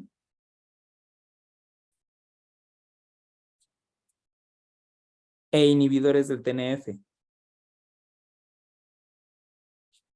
del factor de necrosis tumoral. Aquí, chicos, estos son considerados hasta la sulfalacina de los AINE, a la sulfalacina como fármacos no biológicos. ¿Por qué no biológicos? Porque no son anticuerpos. Y los inhibidores del TNF son considerados como fármacos biológicos. De aquí es importante que ustedes conozcan, chicos, las dos clasificaciones, en no modificador de la enfermedad y modificadores de la enfermedad. Generalmente toda la terapia biológica, todos los que son fármacos biológicos son fármacos modificadores de la enfermedad. ¿Por qué se les llaman fármacos modificadores de la enfermedad? Porque son los únicos fármacos del arsenal terapéutico que disminuyen la progresión y la empeoramiento de los síntomas y manifestaciones clínicas. Son los únicos. Por aquí, por mucho, chicos, por mucho, el que deben de manejar como médicos generales es metotrexato. Es el que deben de manejar sí o sí, chicos, el metotrexato. Porque ustedes van a estar capacitados para que cuando les llega la consulta clínica, la paciente o el paciente que tenga artritis reumatoide, ustedes sean capaces de poder instaurar el tratamiento con metotrexato y eviten la progresión de la enfermedad. Si quizás a sus pacientes se les está llegando con una deformación mínima, ustedes van a darles a esa deformación una vida aproximadamente entre 20 a 30 años para que no llegue a consecuencias más graves. Eso es lo importante, chicos, con eso. No, ¿por qué? Porque el especialista que es de esta enfermedad es el médico internista y específicamente el reumatólogo. Pero para que una paciente o un paciente llegue con el reumatólogo, puede pasar hasta 2 años. Entonces, generalmente nuestro sistema de salud no está tan chido. Por esa razón, ustedes que son el primer contacto médico general, van a poder instaurar este tratamiento y que no les tiemble la mano, porque el metotrexato tiene efectos adversos muy graves que ahorita vamos a platicar, ¿va? Entonces pasamos a ver dentro de este mismo tratamiento, esa es parte de la historia, no va a tener con este punto de la historia, eso chéquenlo en ese proceso, casi no se les pregunta, chicos. Entonces vamos a irnos con de los AINE, hay varios AINE, aquí está la aspirina, está el ibuprofeno, ese lo tocamos en el siguiente tema donde vemos puro AINE. De estos están considerados como terapia inicial. Algo que tiene como factores de riesgo o que tiene como mecanismos adversos de su utilización es que por su mecanismo de acción de los AINE puede producir sangrado gastrointestinal, puede producir cierto tipo de toxicidad hepática, es decir, dañar o elevar las enzimas hepáticas, producir un poco de toxicidad renal y aumentar la presión arterial. Aquí lo que hay que hacer con el paciente siempre hay que monitorizarlo, pero esto les digo, los vemos específicamente en la próxima sesión. Aquí vamos a ver al primero, que es el metamizol. El metamizol sódico es un AINE que tiene cierta predilección por bloquear a la COX-1 y a la COX-2. Les digo, esto lo vamos a ver en la próxima sesión. Nada más aquí los quiero como comentarlos en este proceso. Ya en la próxima sesión vemos a todos los AINE. Nos vamos a ir específicamente con el que nos interesa, que serían el metotrexato. Déjenme ir para abajo. Vamos a irnos con el metotrexato, espérenme tantito. Y estos posteriormente ya los vemos en la próxima sesión. Denme un segundo. Todo esto, muy bien. De los fármacos antirreumatoides, espérenme tantito.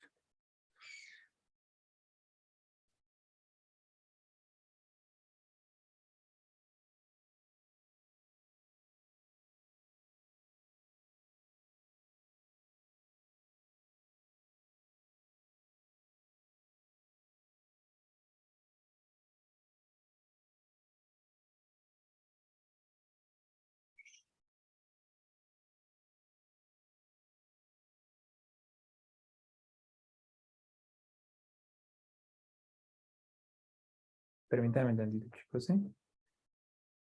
Es que me mandó mensaje a un paciente. Denme un segundo. Por favor.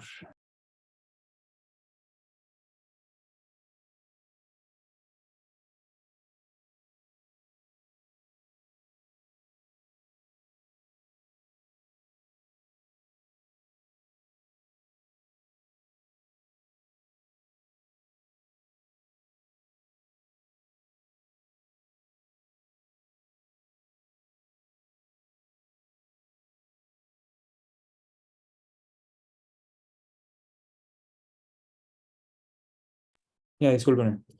Dentro de los farme, principalmente el que nos vamos a enfocar, que es el más preguntado por el departamental, que tienen que dominar bien de los farme, es metotrexato. El metotrexato, chicos, puede tardar semanas e incluso meses en actuar. Por esa razón es el que primero se instaura. Tiene un efecto benéfico, un efecto muy bueno sobre la progresión de la enfermedad. Disminuye muchísimo la progresión. Se dice que el metotrexato bien instaurado y bien administrado puede disminuir hasta 10 años de progresión en la enfermedad, chicos. Por eso es nuestro fármaco ideal en la parte de las enfermedades reumáticas.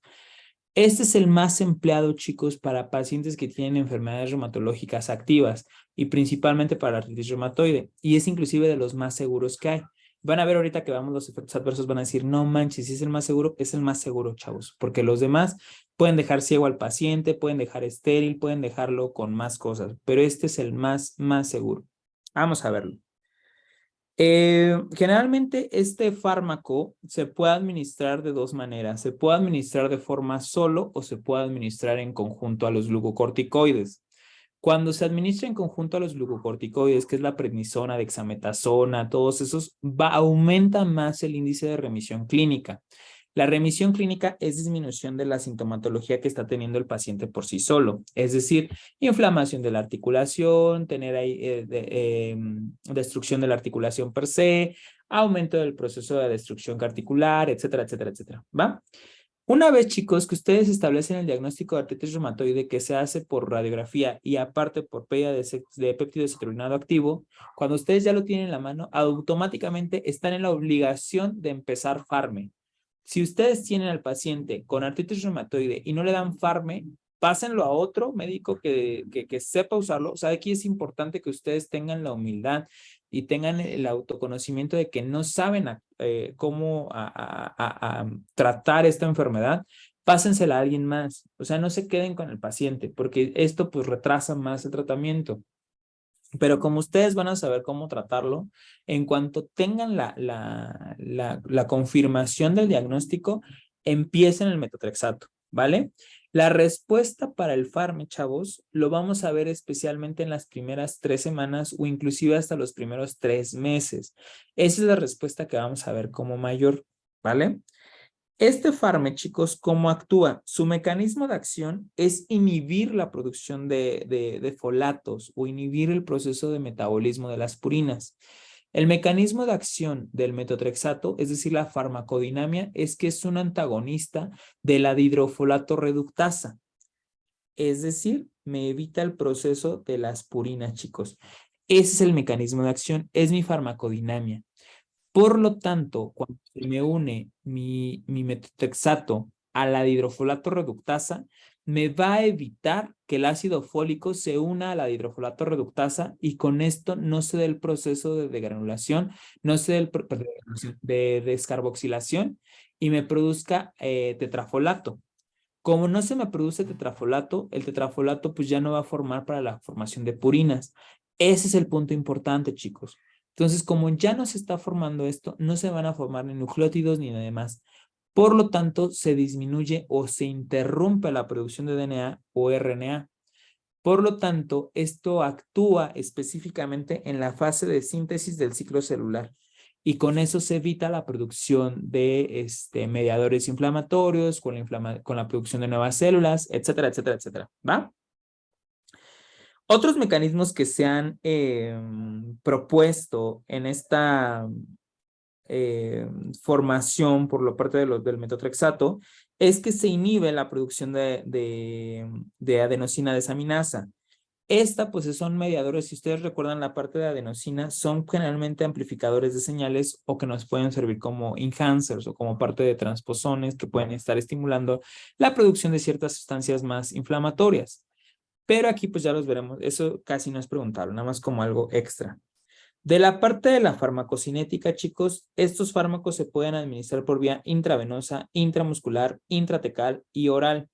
¿Cuándo es administrado en cada lado? La intravenosa generalmente es para fase de cuando tenemos una actividad muy alta, generalmente cuando tenemos una alta actividad reumática. La intramuscular se administra cuando son especialmente en zonas localizadas. La que más preferimos es la vía oral, chicos.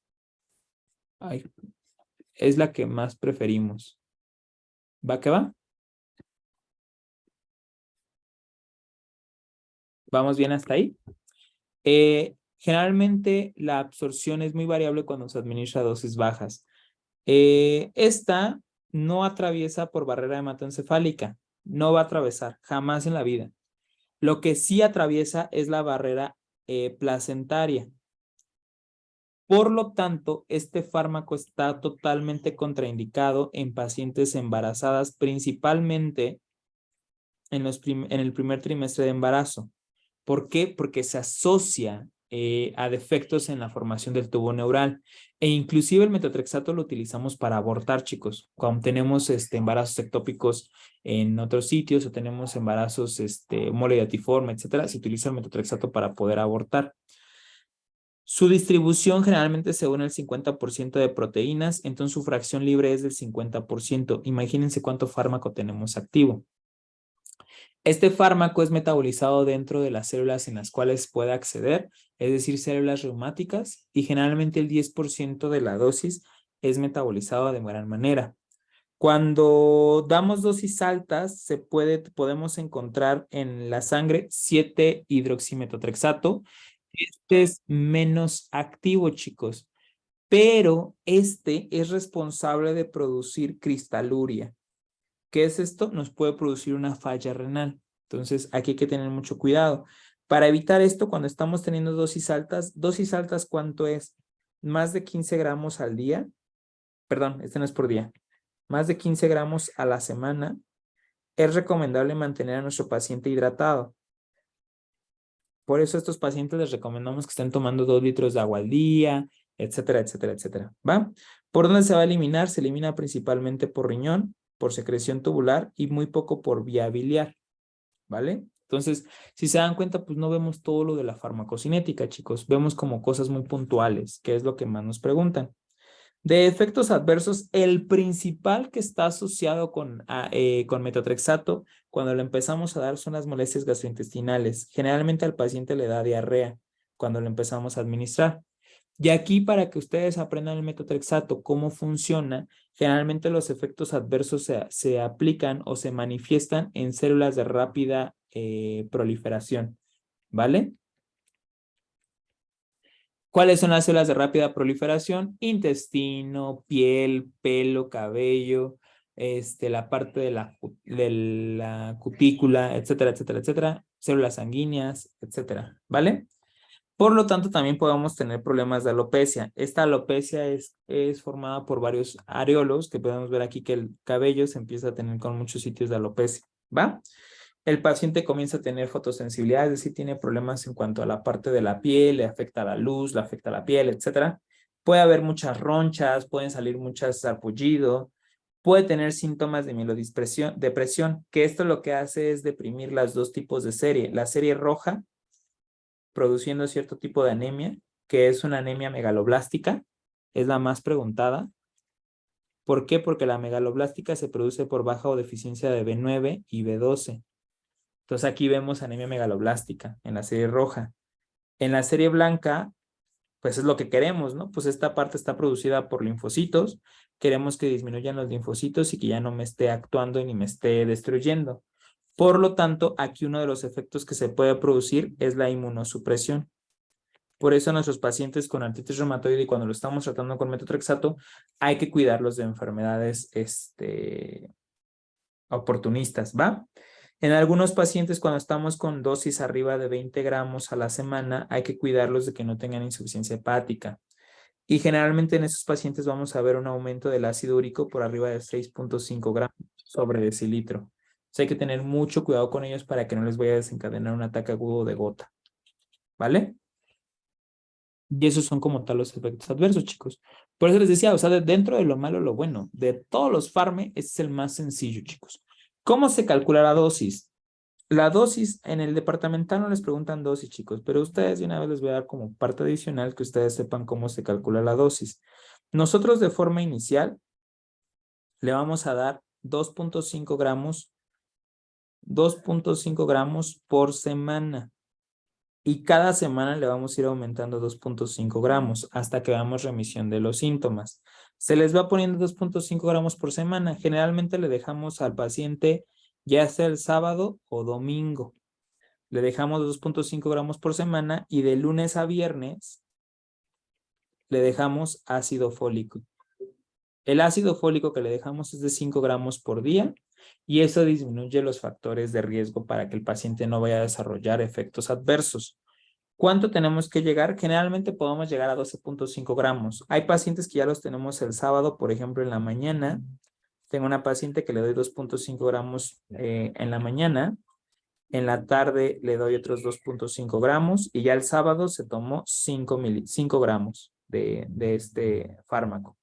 Perdón, 5 miligramos. Y el domingo le doy 2.5 miligramos en la mañana y 2.5 miligramos en la tarde y ya tiene otros 5 gramos. En total la dosis de la semana son 10 gramos, ¿no? Y ahí los vamos llevando. Miligramos, perdón. Sigo con los gramos, es mucho. Miligramos y con eso vamos avanzando. ¿Va que va? Otro de los efectos adversos que hay que tener en cuenta es con las embarazadas, chicos. Las embarazadas pueden perder el producto.